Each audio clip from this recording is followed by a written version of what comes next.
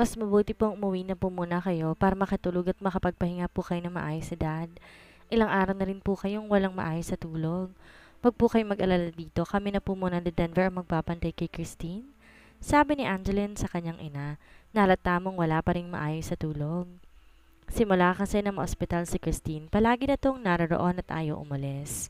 Uuwi lamang to para magpalit ng damit at pagkatapos, babalik na rin kaagad sa ospital para magbantay sa labas ng ICU kung nasaan si Christine. Mamaya na lamang ako uuwi, anak. Nakatulog naman ako kagabi dito kaya ayos lang naman ako. Sagot ni Claudia kay Angeline.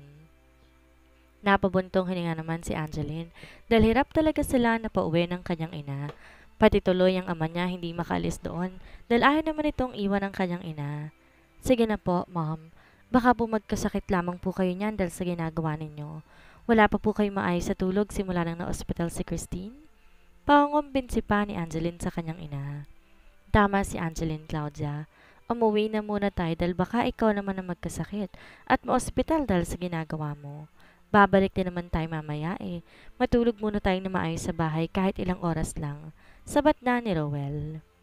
Napabuntong hininga naman si Claudia at pansin na rin niya. Nangangalumata na rin si Rowell dahil wala na rin tong maayos sa tulog at ayaw nga siyang iwan ito doon. Sige, pero balik din tayo kaagad mamaya ha? Sabi ni Claudia. Napangiti naman si Rowell at saka ito tumangutango. Oo, babalik din tayo kaagad mamaya. Sagot ni Rowell. Huwag po kayo mag-alala dahil hindi po kami aalis dito ni Denver. Babantayan ko po si Christine habang wala po kayo. Sagot naman ni Angeline sa kanyang ina. Paalis na sana sina Claudia at Rowell nang bigla. Dumating ang doktor ni Christine at pumasok sa loob ng ICU. Kaya hinintay muna nilang makalabas muli ito doon para kamustahin ang lagay ni Christine ngayon. Good morning po. Bati ng doktor kina Angeline at sa mga magulang niya pagkalabas nito ng ICU.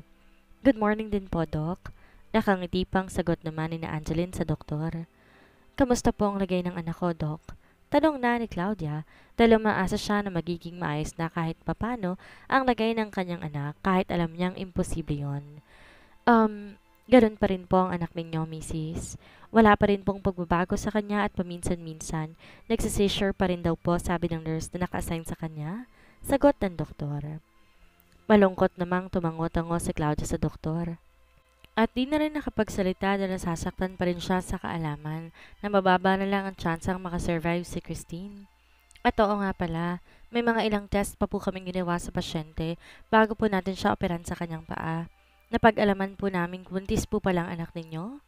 Pagbabalita ng doktor na talaga namang nakapagpagimbal kina Angeline at sa mga magulang niya. Po, buntis ang anak ko pero paanong... Hindi makapaniwala ang sagot ni Claudia sa doktor.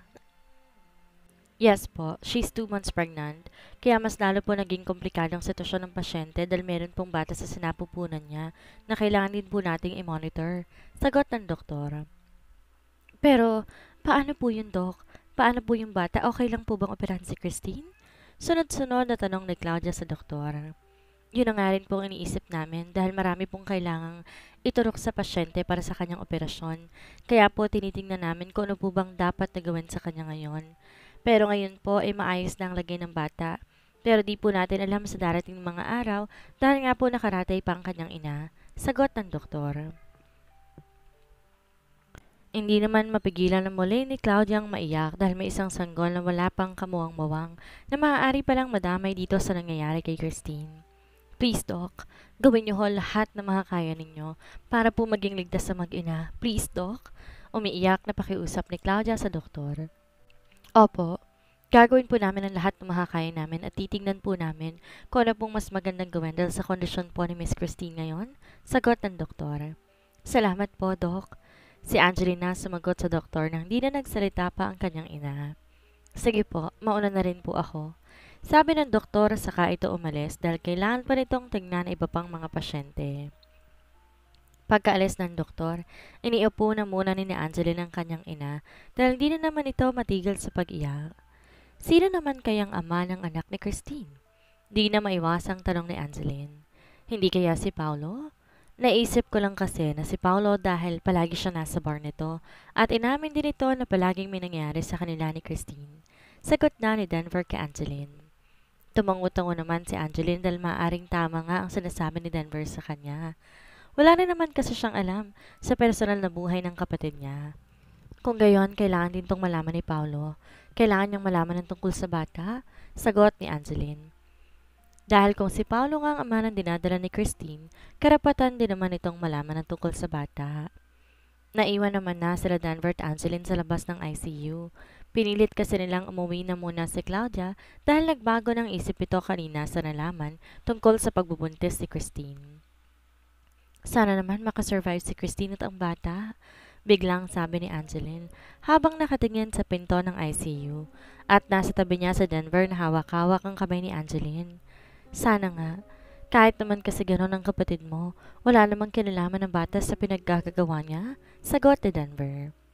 Nasa ganon silang pag-uusap nang biglang tumunog ang phone ni Angeline at nakita niyang tumatawag ang kanyang ama, kaya agad niya na itong sinagot.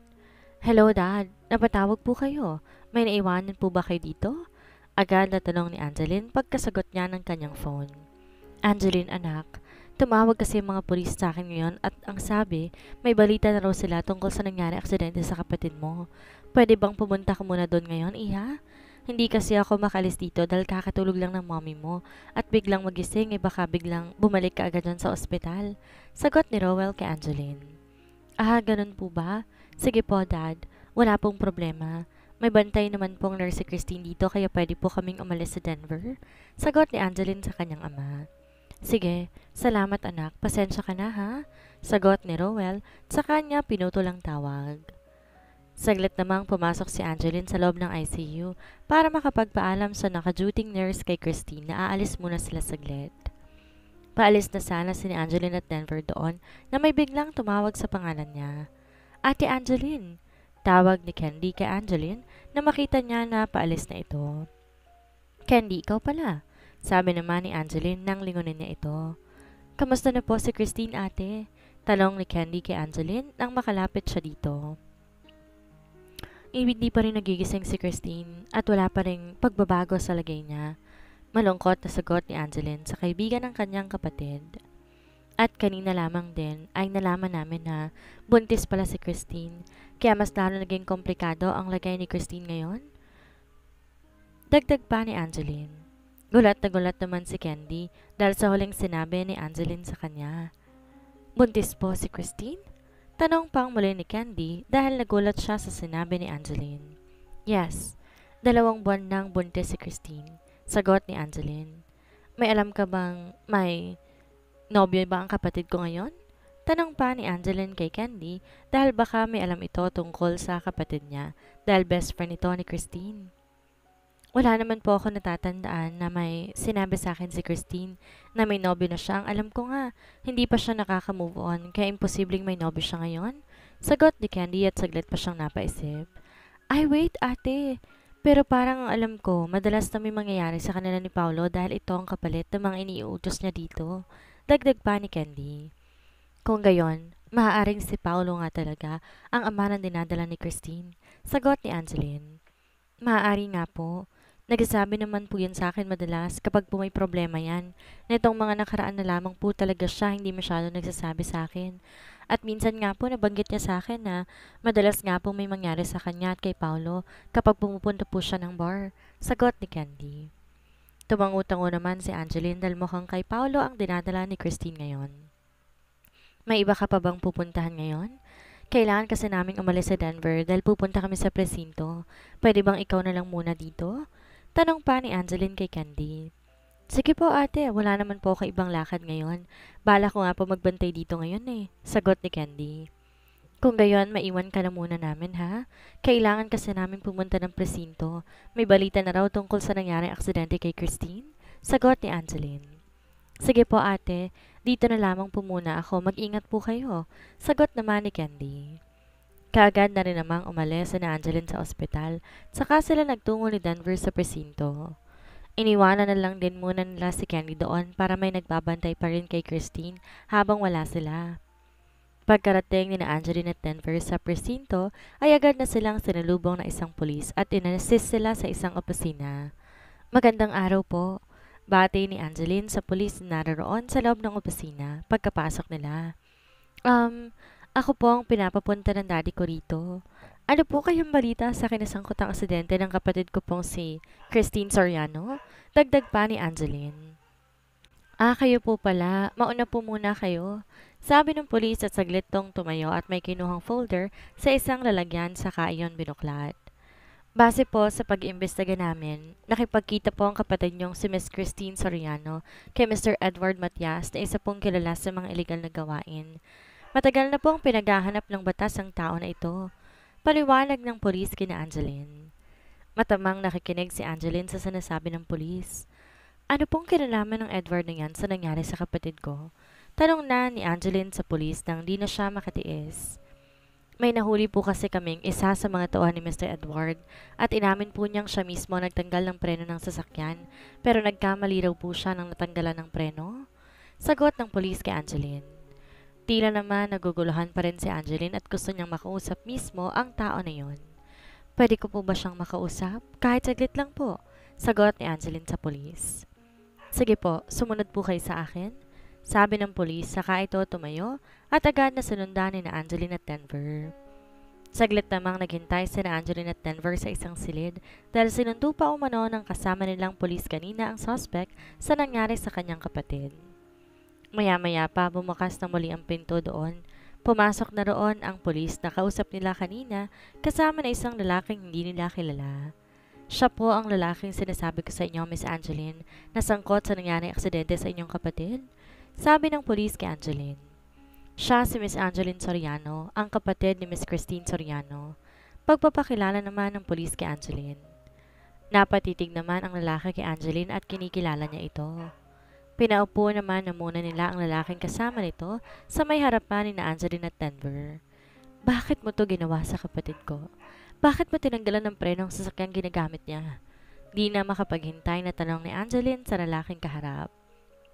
Ma'am, pasensya na po pero sumunod lamang po ako sa iniutos ng amo ko. Pero ang nangyari po kasi nagkamali ako na natanggalan ng preno. Imbes po kasing sasakyan niyo po ang tatanggalin ko ng preno, maling sasakyan po pala. Yon ay sasakyan po pala yon ni Miss Christine. Magkatulad po kasi yun at hindi ko po napansin kaagad na nakaalis na po palang sasakyan ninyo ng mga oras na yon. Sagot ng lalaki kay Angeline. Ibig mo bang sabihin ako talaga ang target ninyo? Naluluhang tanong ni Angeline sa lalaki na agad namang tumango sa kanya. Bigla namang lumipad ang kamao ni Denver sa mukha ng lalaking kausap ni Angeline kaya naman natumba ito sa sahig at pumutok kaagad ang labi nito. Hayop ka? Sino nag-utos sa inyong gawin yun ha? Sino? Galit na sigaw ni Denver sa lalaki at inaawat siya ng iba pang mga pulis na naroon dahil pasugod na naman si Denver sa lalaking kausap ni Angeline.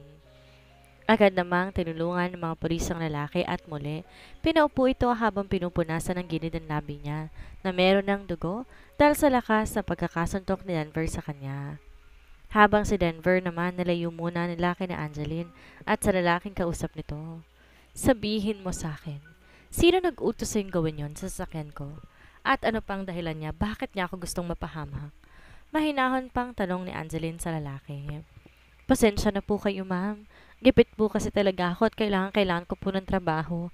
Kaya po kahit illegal ang mga trabaho namin, kailangan ko pong gawin para kumita ng pera. Paliwanag pa muna ng lalaki kay Angeline. Si Sir Edward po ang amo ko at ito po ang nagbabayad sa amin kapag may gusto siyang ipagawa. At ang utos naman po kay Sir Edward ay si Ma'am Christine po. Nagbayad po ng malaking halaga si Miss Christine kay Sir Edward, kaya po sinunod namin ang pinapagawa niya. Pag-amin ng lalaki kay Angeline habang nanatili itong nakayuko. Di naman napigilan pa ni Angeline ang luha niya dahil sa nalaman niya. Kung gayon ay ang mismong kapatid niya pala talaga ang may gusto na may mangyaring masama sa kanya. Agad naman siyang nilapitan ni Denver. Niyakap na makitang umiiyak na siya. Totoo pong lahat ng sinasabi ko, ma'am. Medyo madilim na po kasi sa lugar kung saan kayo nakapark at parehas po kayo nasasakyan, kaya pong buong akala ko sasakyan niyo po ang natanggalan ko ng preno. Pag-amin parang lalaki na nanatiling nakatungo. Sa pag-iimbestiga kasi ng mga pulis, inisa-isa nila ang mga CCTV footage kung saan nanggaling si Christine ng mga oras na yon. At na makumpirma nila ang pinuntahan ni Christine, agad nang pinuntahan to ng mga pulis. Pagkarating nila doon, saktong paalis na sana ang mga sangkot sa nangyari kay Christine. Pero nakatakas ang isa at isa, lamang ang nahuli nila. Nasaan ang amo mo ngayon?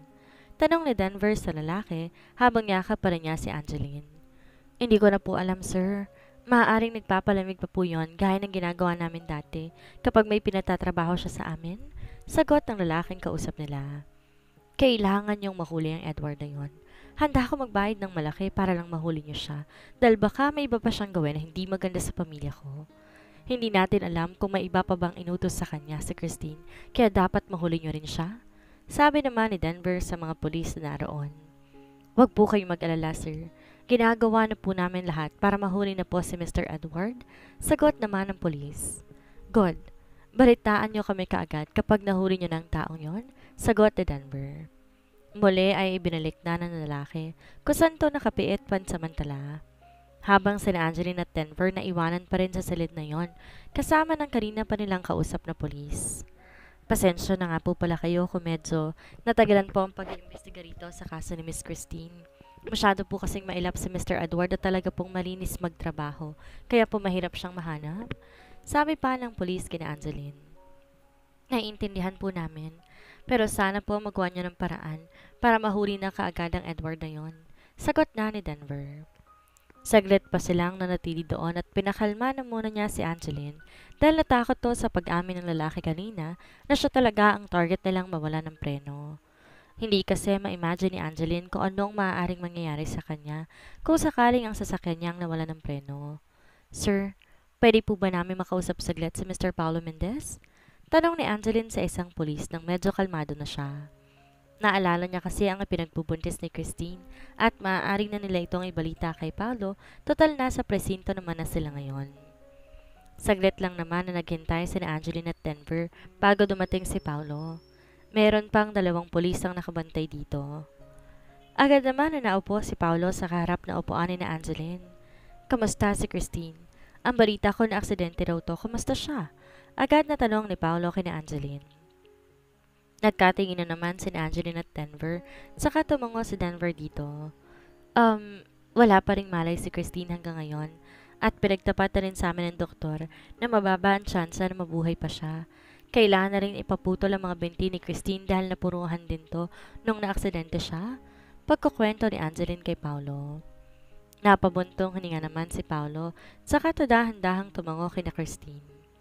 Kung alam ko lang na mangyayari to, sana pala pinigilan ko na lamang siya nung umalis siya at pinilit ko na lamang sana siyang sumuko na sa mga pulis. Hindi na sana yan nangyari pa sa kanya.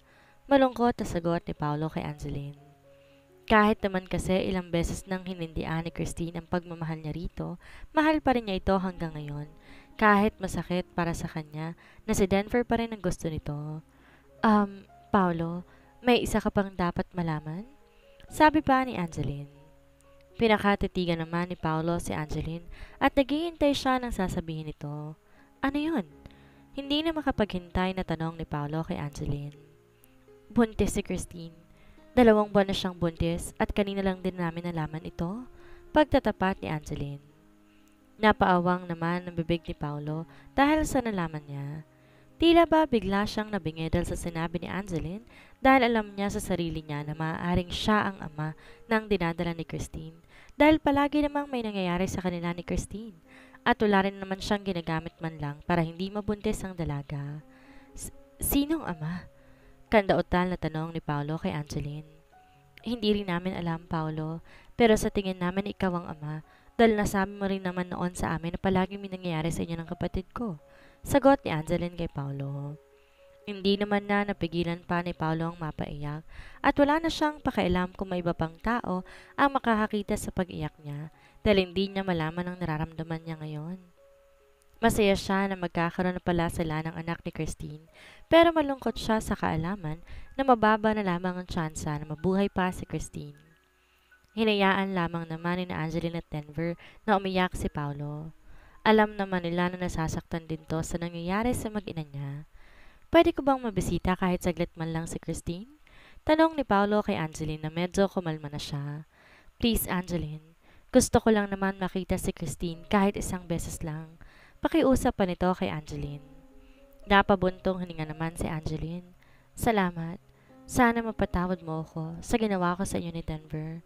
Mahal na mahal ko lamang talaga si Christine, kaya ako sinusunod lahat ng gusto niya. Ngayon nagsisisi na ako kung bakit ba sinunod ko pa siya. Dapat ay tinama ko na lamang pala lahat ng mga mali niyang nagawa. Sagot ni Paolo kay Angeline. Salamat at sumuko ka ng kusa. Pero pasensya na dahil hindi ko iuurong ang kaso ko sa'yo dahil kailangan mo pa rin pagbayaran yung mga nagawa mo. Sagot ni Angeline. Oo, naiintindihan kita, Angeline.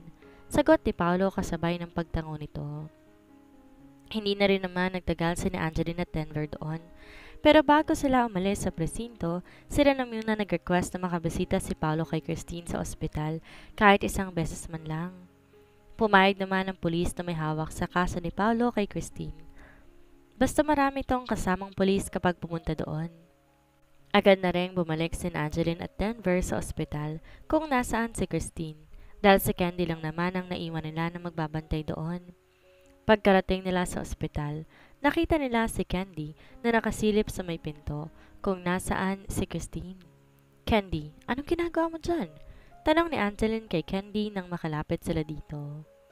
Nagulat naman si Candy sa biglaang pagsalita ni Angeline kaya napahawak ito sa kanyang dibdib.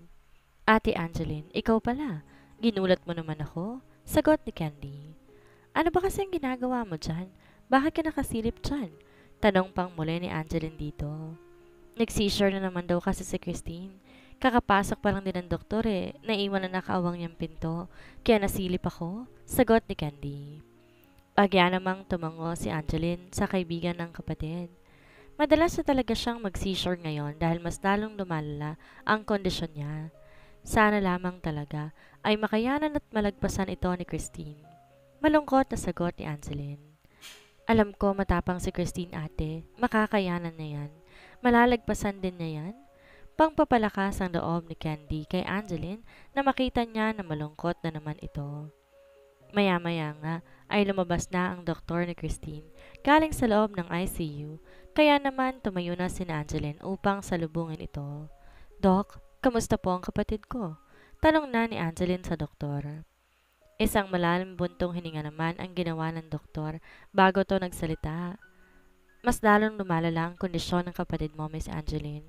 Kumakalat na kasi ang lason sa katawan niya, kaya kailangan natin maoperahan ang mga binti niya. Ang tungkol naman sa bata sa sinapupunan niya ay mas lalo nanganganib dahil nga sa kalagayan niya ngayon. Napatakip naman ang bibig niya si Angeline dahil pigil niya na maluhanan naman. Dok, gawin niyo na lamang po ang sa tingin niyo ay nararapat para makaligtas ang kapatid ko. Sagot ni Angeline sa nanginginig na boses dahil sa pagpipigil nito na maiyak. Sige po, gagawin po namin ang lahat ng aming makakaya, pero hindi po namin masisiguradong mabubuhay ang bata sa sinapupunan niya. Sagot ng doktor. Tumangu-tango na lamang si Angeline at hindi niya na nagawang magsalita pa. Kahit na masakit para sa kanyang madamay dito, ang wala pa rin kamuwang-muwang niyang pamangkin, ay wala na rin man talaga silang ibang magagawa pa.